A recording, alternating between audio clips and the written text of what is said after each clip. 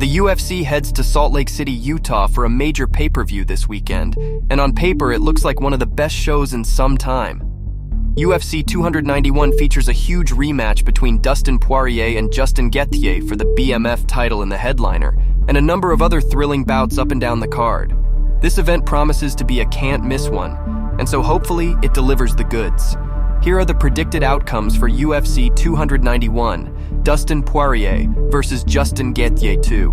While it's arguable that the UFC's BMF title is nothing more than a gimmick, it's probably fair to suggest that firstly, this rematch should be a fantastic bout.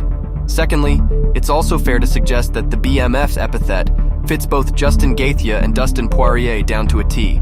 Both men are amongst the most entertaining fighters on the UFC's roster right now, and it's almost impossible to recall a dull fight involving either man.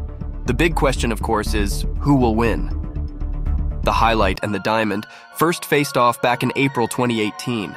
At the time, Poirier was still quite new to his career at 155 pounds, while Gaethje was relatively new to the promotion altogether. The fight was a tumultuous one that saw both men hurt each other on multiple occasions on the feet, but in the end, Poirier's pressure boxing game and heavy hands were able to hurt Gaethje, allowing a fourth-round finish.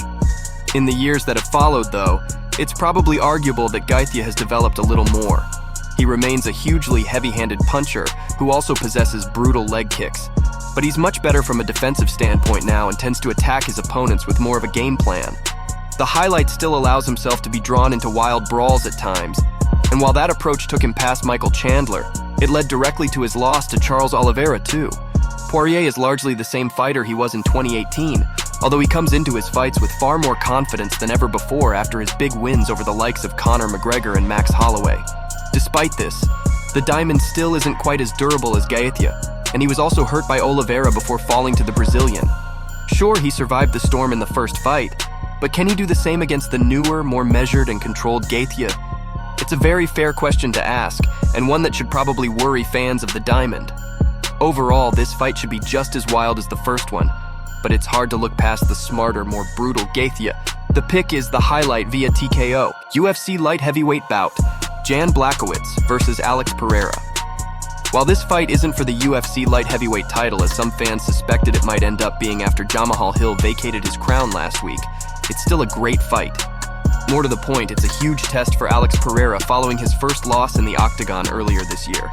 The former middleweight champion suffered a devastating knockout loss to old rival Israel Adesanya in their third bout, seemingly ending their feud. While he could have pushed for another title bout, instead he's chosen to move to 205 pounds, which is probably a good decision given the scary weight cuts he was partaking in.